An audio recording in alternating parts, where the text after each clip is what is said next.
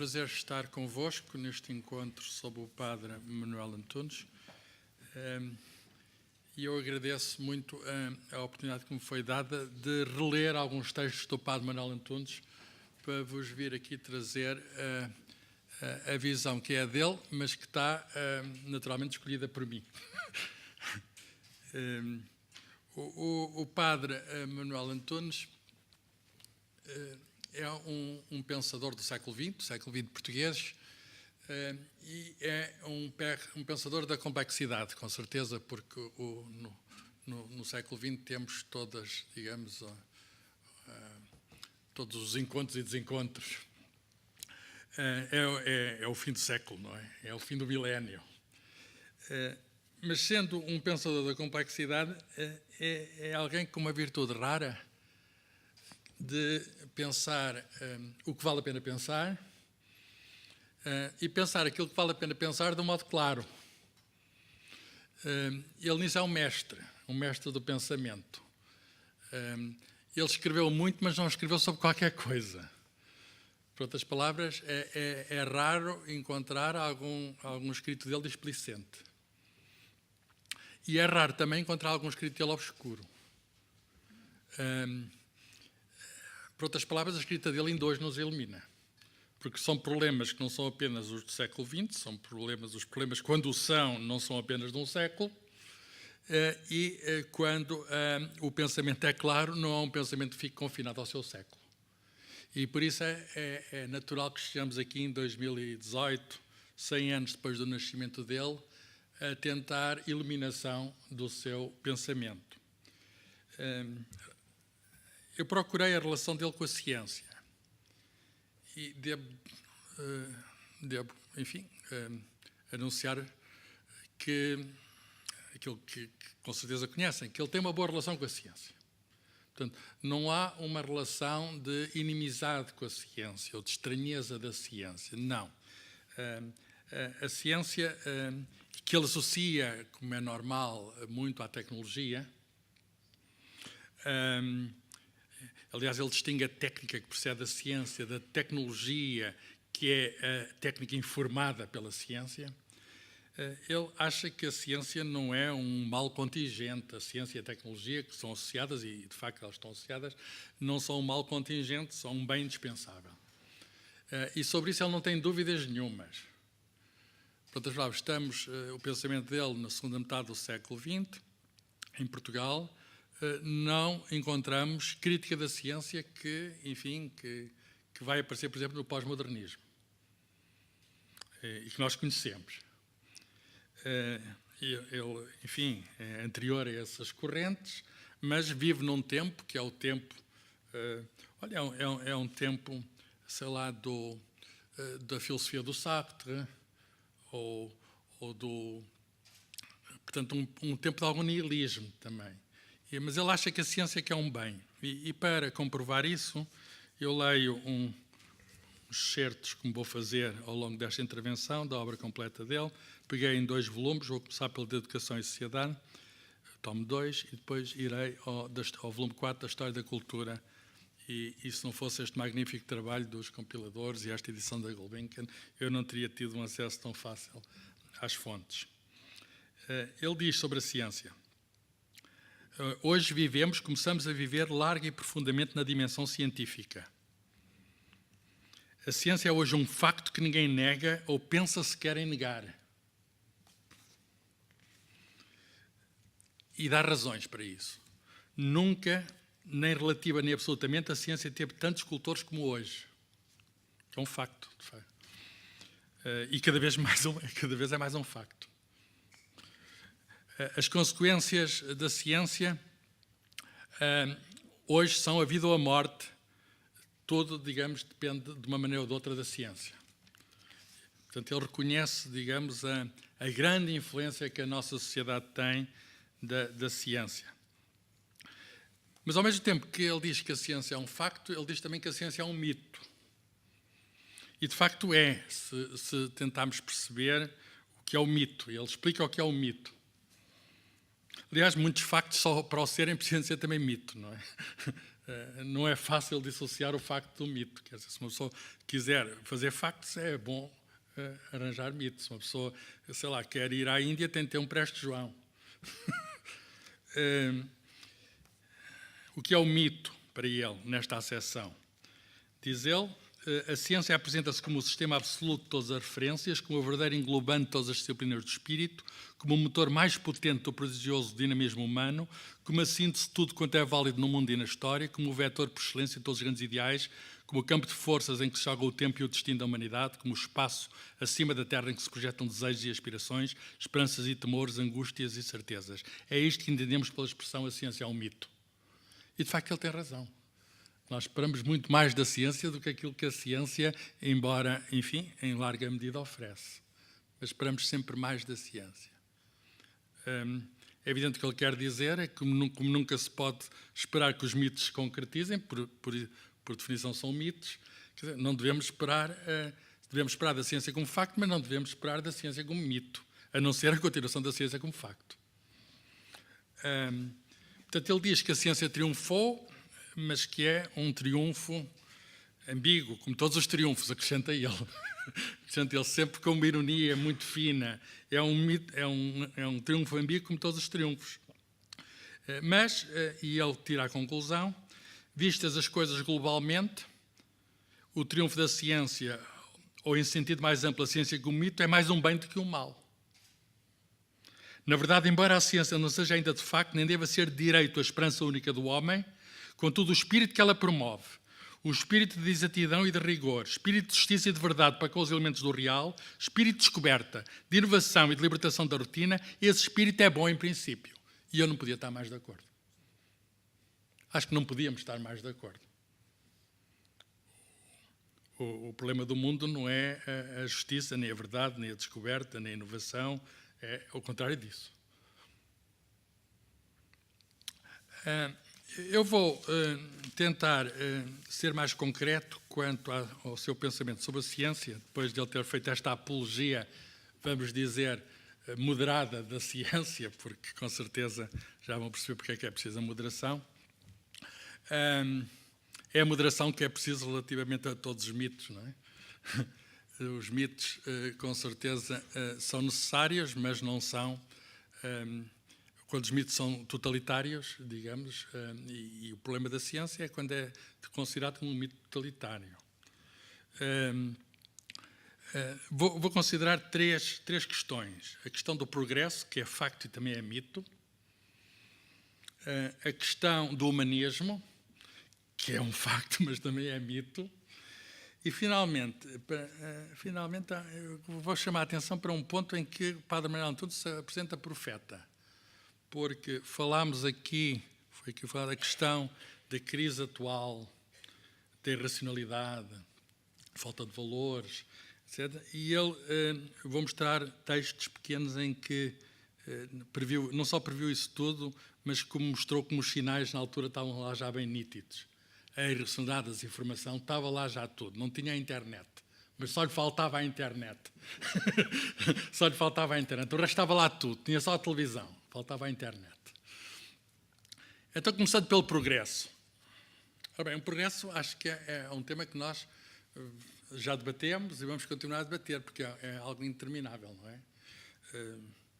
Enfim, a ideia de progresso é uma ideia que todos, de alguma maneira, temos connosco, não é? E é um facto, mas é também algo que nós, enfim, uma ideia para em relação à qual sentimos uma certa frustração.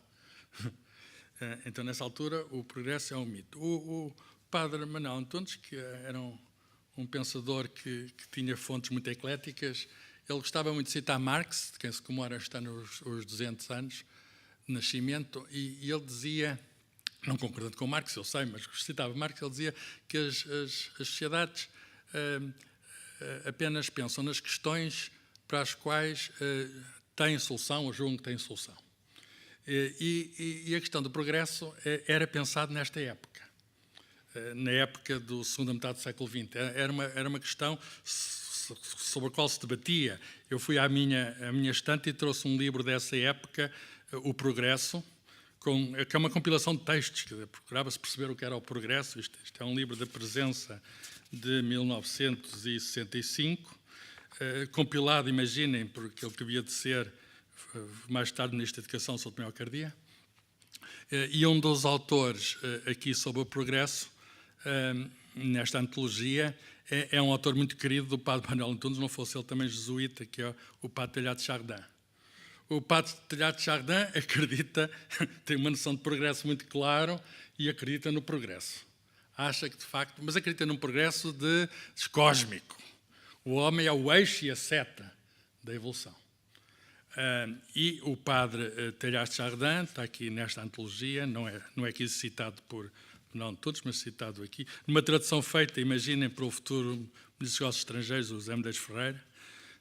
Esta gente já estava viva nos anos 60 e já se interessava por estas questões do futuro. Diz o padre Teilhard de Chardin, num texto sobre reflexões sobre o progresso, nesta página, quisera eu tentar fazer ver, por muitas amargas que tenham sido de algum tempo esta parte das nossas decepções, de algum tempo esta parte, isto é um texto escrito ou preferido na Embaixada da França na China em 1941, durante a Segunda Guerra Mundial. Por muito amargas que tenham sido de algum tempo esta parte das nossas decepções, há, não obstante, razões científicas mais fortes que nunca, para pensar que realmente avançamos e que ainda nos é dado avançar muito, contanto que definamos corretamente o sentido da progressão e nos resolvamos enveredar pelo bom caminho. Isto dizia à meio da guerra, lá longe na China, o padre Teilhard de Chardin. Mas para ele, digamos, o passado são milhões de anos. De modo que uma guerra mundial, agora na atualidade, nada significava no tempo, enfim, comparado com a escala do tempo digamos, da paleontologia. E o futuro também estava projetado, como sabem, para muito longe. O que é que diz sobre o progresso o padre Manuel Antunes num texto absolutamente sintético, tinha de ser porque era para a enciclopédia Verbo. E aí, enfim, o desafio das enciclopédias é condensar muito em pouco espaço. Então, ele tem de dizer o que é o progresso. Primeiro, de onde é que veio o progresso, a ideia de progresso. Ele diz que, ele conhecia bem os gregos, diz que nos gregos não está lá muito visível. Porque os gregos tinham aquele mito da Idade de Ouro, que já estava passado anteriormente, e que a ideia de progresso não é mais, diz ele, que é mais romana do que grega. Há um autor romano, Gélio, que cita um autor grego, não identificado, e diz que a verdade é filha do tempo, veritas filia temporis. Aqui temos uma ideia de progresso que é muito cara à ciência, que nós, se procurarmos, acabamos por, não digo alcançar a verdade, mas tentar afastar do erro. E agora, curiosamente, e é natural que é um pensador cristão, católico, que o diz, ele diz que a revelação judaica, curiosamente a ideia de progresso, não sendo muito greco-romana, ele diz que é judaico-cristão. E explica porquê. Por 3 razões. Primeiro, a questão de haver uma criação a partir do nada no texto bíblico. Portanto, há um vazio para trás e há, digamos, um porvir. Há um futuro. E, portanto, está logo aqui uma seta do tempo inscrita na história cósmica. Segundo, a história não é vista como um ciclo ou repetição do mesmo, mas para os cristãos como um projeto e caminho para um Messias libertador. Portanto, na visão cósmica de Teilhard de Chardin, Deus está no final de tudo, não é? Mas, de algum modo, na teologia nem é preciso fazer a cosmologia um pouco heterodoxa do padre Teilhard de Chardin. Está no próprio, digamos, projeto cristão, a ideia do Messias libertador. E ele acrescenta algo que é muito claro, mas que não tem sido suficientemente enfatizado, nomeadamente quando se fala da destruição da Terra, dos problemas ecológicos, que, de acordo com a mensagem cristã, a Terra é do homem. Deus deu a Terra ao homem e o homem pode fazer, se o homem é de Deus, a Terra é do homem. E, portanto, o homem pode fazer com a Terra o que quiser. E, portanto, é a questão da responsabilidade pela Terra. Muito daquilo que foi feito, enfim, até associado à ideia de progresso, tem muito por trás a mensagem cristã que se pode fazer. Diz ele que, ele diz aqui, a Terra pode ser dominada pelo homem e isso é um direito. Isso é um direito. É um direito, uma espécie de direito divino, no sentido em que Deus permite que a Terra seja dominada pelo homem. Portanto, esta é, digamos, a origem, digamos, de algum modo religiosa do progresso, mas é nesta comunidade europeia e cristã que nasce a ideia moderna de progresso, que nós ligamos à ciência, sem dúvida nenhuma. E ele diz, na mesma ficha, usamento da ideia de progresso começa com o Renascimento, as descobertas geográficas dos portugueses espanhóis. Agora eu sei que não está na moda falar em descobrimentos e por isso mesmo eu falo, porque, enfim, há uns polícias do pensamento que acham que certas palavras podem ser proibidas, e fala de Giordano Bruno, Francis Bacon, Galileu, Descartes, Pascal, Leibniz, todas aquelas grandes galeria de nomes que nós sabemos que são os fundadores do projeto moderno, e, enfim, todos eles de uma maneira ou de outra religiosos. É curioso, não é? Inclusive o Galileu continua a ser religioso, mesmo depois de sujeito à condenação pela Inquisição. E todos eles cientistas, alguns filósofos, todos eles cientistas, exceto talvez o Francis Bacon, que era um jurista e foi mais filósofo que propriamente, não foi cientista. Mas ele diz que estes criaram a ideia de progresso, que é a crença dominante nos últimos 2 ou 3 séculos. E ele cita Pascal, 1654, em francês. On peut dire en français? O Pascal em francês acho que tem outra luminosidade. Tout la suite des hommes, pendant le cours de tant de siècles, doit être considéré comme un même homme qui subsiste toujours e qui apprend continuellement. A humanidade é o homem que progride. Existirá uma lei de progresso? É a nota final com que ele termina o verbete na enciclopédia. Bem, a lei de progresso existe, diz ele. Parece ser, de facto, verdade. A humanidade, como um só homem, cita o Pascal, a humanidade, como um só homem, aprende e acumula. Acumula instrumentos, ciência e experiência. Sobretudo, desde que a descoberta da escrita há cerca de 6.000 anos, os meios de acumulação e de comunicação se têm multiplicado de forma tão extraordinária. Eu faço um parênteses só para dizer que a internet é apenas o prolongamento disso, mais nada. Quer dizer, é apenas uma nova modalidade. A propagação da informação ou do conhecimento baseado em informação é antiga, tão antiga como a história. De certo, esta acumulação não obedece às leis do movimento linear e uniforme. E eu aqui, desculpem o comentário, mas acho muito curioso estar aqui o nosso padre Manuel Antunes a falar de uma lei da física. Esta acumulação não obedece às leis do movimento linear. Usa uma metáfora da física, da mecânica de Newton, e de Galileu e Newton. Há perdas, esquecimentos, desaprendizados, que é aquilo que na física nós chamamos os atritos. Porém, mais geralmente, aquilo que se perdeu volta a encontrar-se. Aquilo que se esqueceu volta a lembrar-se. De outra maneira, não raro, aquilo que se desaprendeu volta a aprender-se. No fundo, o que ele quer dizer é que há progresso. No fundo, nada se perde. Ora bem, isto é o que se lhe oferece dizer sobre o progresso, e eu passava para a questão do humanismo. A questão do humanismo, tenho aqui um texto que é muito curioso, que sai num livro Indicadores de Civilização, e antes já tinha publicado na Brutéria. Indicadores de Civilização, suponho que é de 1972. Eu lembro-me do livro, foi a primeira vez que eu vi o nome do padre, era eu estudante, a primeira vez que eu vi o nome do padre Manuel Antunes, nunca o vi pessoalmente. Reparem no título. Humanismo clássico e humanismo moderno, 2 pontos, sua complementaridade. Portanto, para ele há 2 formas de humanismo, mas as 2 completam-se. Não é sobrepor-se, é completar-se. Então, qual é enfim, sobre o humanismo clássico, não vale a pena... Enfim, ele transmitia o pensamento grego e era, digamos, ensinou gerações sobre o que era o humanismo baseado na ideia da grega, que depois, na Idade Média, essa ideia grega foi cristianizada, não é? Foi ligada à ideia cristã. Mas agora a questão do humanismo moderno, o que vem a ser o humanismo moderno. Todos aqueles autores da Revolução Científica, como eu disse, foram cristãos.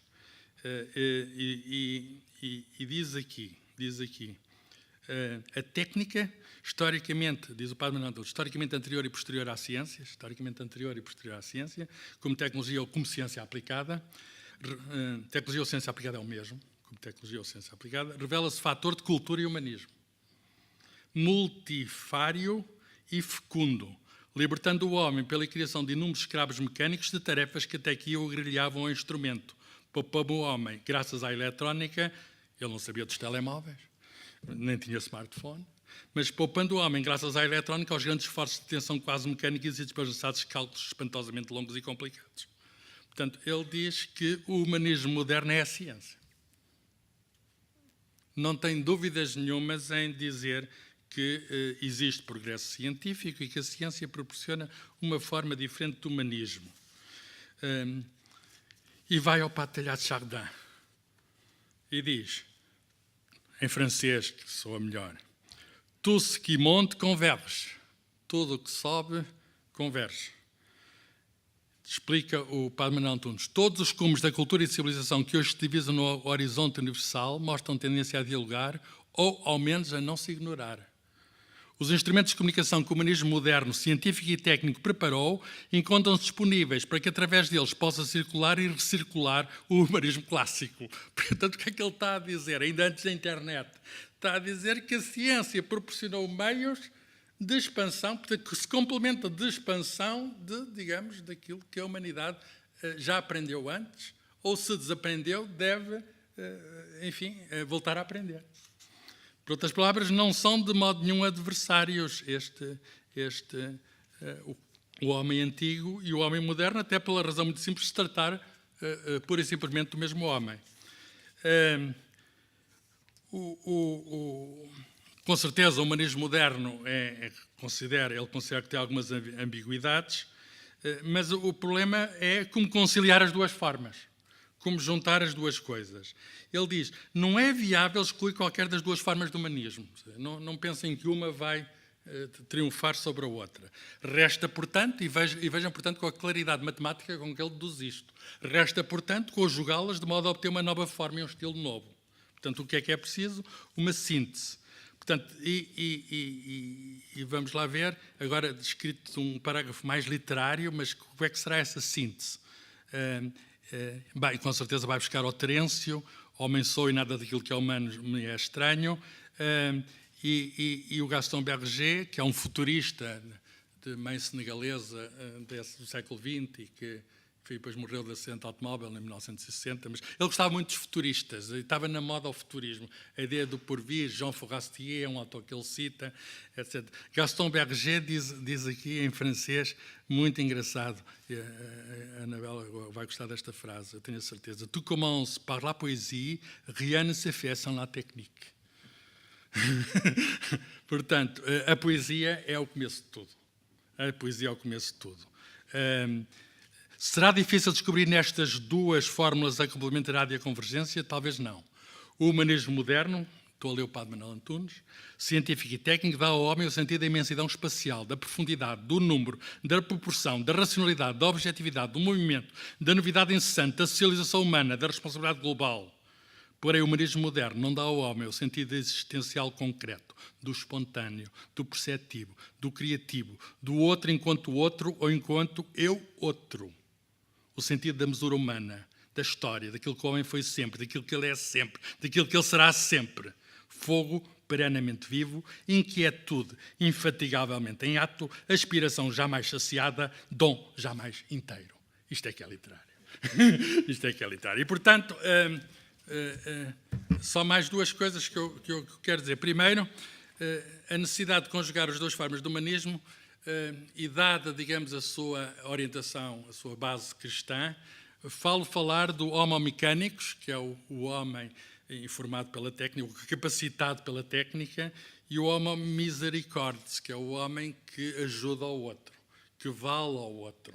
Quando o eu é o outro, quer dizer, o outro é o eu. E ele diz que o problema é serem os dois o mesmo homem.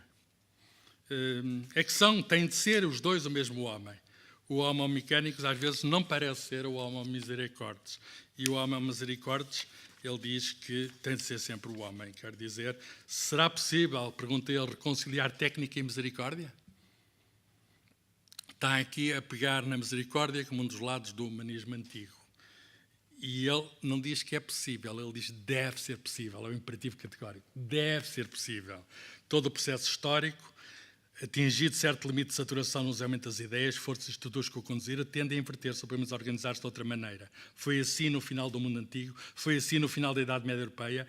Vários indicadores parecem mostrar que será assim neste final que estamos a viver dos tempos modernos. Portanto, ele considera que está num tempo, que se calhar ainda estamos, de mudança.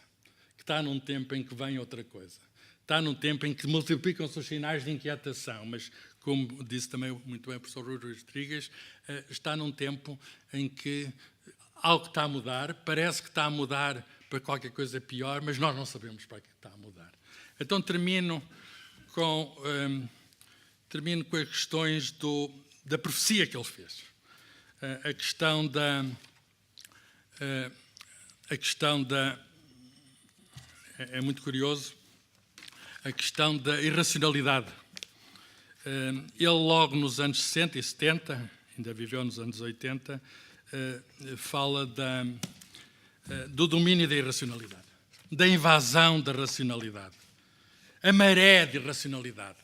E num texto que começa de um modo muito violento e que está datado 22 de fevereiro de 1970, eu diria que se o puséssemos escrito agora e pôr a data, quando são hoje, 5, 6 de novembro de 2018, peço desculpa, que isto o tempo já está, isto é ser antes do almoço, já está aqui a alteração da consciência do tempo, mas é um texto que hoje poderia ser escrito e dito por um grande pensador. O texto é provocador e literário também. Aliás, eu acho que é melhor ser literário quando se quer provocar, não é? Se haja provocação, que ao menos que tenha estilo. E o texto tem estilo. Ouçam, eu não vou terminar, é o padre Manuel Antunes que vai terminar. Ou antes, nunca termina. Senti-me-la vir impetuosa e avassaladora, temível e perniciosa. Trazida nas ondas da contestação global indiscriminada, da utopia sem base, da violência, do erotismo ou do arbitrário passional, essa maré ameaça ir submergindo os espaços de racionalidade que, ao longo dos milénios, o esforço do homem custosamente foi separando das águas do irracional, sobre eles construindo edifícios que pareciam desafiar os séculos e as tempestades. O que ele diz é que a fortaleza da racionalidade está em perigo, que está um tsunami a atacar a coisa. E eu acabo. Esta é a página 192 do volume tomo 2 sobre Paideia, Educação e Sociedade. Página 192, para que saibam, escrita em 22 de fevereiro. E diz ele, todas as formas de racionalidade são atacadas. Não apenas a eclesial, a estatal ou, mais genericamente ainda, a social, mas a racionalidade filosófica, a científica e a tecnológica. Não pensam que a ciência é que está do lado dos invasores. Não, a ciência está do lado dos invadidos. Porque o humanismo moderno é a ciência. E a seguir, num texto que neste, curiosamente, é só virar a página, no 194, é um texto curto, eu suponho que isto está compilado, normalmente aparecia na Brutéria, mas está compilado naquele livro Educação e Sociedade, de 1973, isto pouco antes do 25 de Abril. Diz assim, também era um tempo muito informado pelo maio de 68, depois a crise estudantil em Coimbra, no ano seguinte, sobre informação de formação, não é desinformação, é de formação. Diz ele, isto é engraçadíssimo, porque nós hoje falamos de fake news, falamos de manipulação, falamos de factos alternativos, de mentiras, e ele diz assim, através de cadeias de jornais, de estações de rádio e televisão, todo um vasto mundo realiza um desejo secreto, ser enganado. Mundus vult decipi, latim, diziam os antigos. Através de cadeias de jornais, estações de rádio e televisão, que se cria hoje, em grande parte, o sistema de corromper e ser corrompido, que o pessimismo do velho Tácito designava como sendo o século. Corrompere et corrumpi seculum appelatur. Portanto, amor dos interesses estabelecidos e sua ampliação, amor do sensacionalismo e do escândalo, amor da mentira e do fantástico. Não são essas três paixões que hoje conduzem ao binómio informação-deformação de que fala o nosso título? E a preocupação da verdade, perguntei eu mais abaixo. Esta subsiste, apesar de tudo, em certos círculos insubornáveis, que por isso mesmo lutam com a falta de recursos. Em meios adversos contra os tentáculos da absorção, da intimidação, da concorrência desleal, das ideias feitas, das paixões que por estarem ao serviço das boas causas se creem logo santificadas pela assistência da infalibilidade. E termino eu também. Apesar de muitos sinais em contrário, queremos crer que não, que quer dizer, que a deformação não vai ganhar. É engraçado que ele é um otimista tal como os cientistas são. Quer dizer, o mundo está perdido, vamos salvá-lo. A preocupação da verdade em si e por si é, sem dúvida, usa o latim, avis rara. Não tão rara, porém, que por vezes não sulca o nosso céu, convidando-nos a não desesperar. É obedecendo ao seu convite que a espécie humana se vai resgatando das mil e uma teias de falsidades e enredos que teimam em a reter cativa. 19 de outubro de 1970. E hoje, novembro de 2018, eu diria, há uma pequena história chinesa e numa altura em que, digamos, o desenvolvimento do mundo passa muito pelo eixo oriental, a China, onde esteve o Padre Teilhard de Chardin, onde viveu o Padre Teilhard de Chardin, lembrar esta história oriental que me ocorre depois de ler aqui a da ave rara. Havia umas avezinhas nesta história que viram um grande fogo num bosque imenso da China. E o que é que elas faziam? Iam ao oceano, traziam no seu bico, esta história traz água no bico, tinham no seu bico a água e depositavam ao rio, ao lago, e depositavam aquelas águas sob o grande fogo que ardiam. O grande gênio da floresta, porque as grandes florestas têm grandes génios, perguntou às avezinhas: o que fazeis? Vocês não vedes que este grande incêndio não pode ser apagado por a pequena água que vocês lhe deitam? Responderam as aves, o representante das aves, mais sábias que o grande sábio. Pois, mas é a única coisa que nós podemos fazer. É a mesma coisa connosco.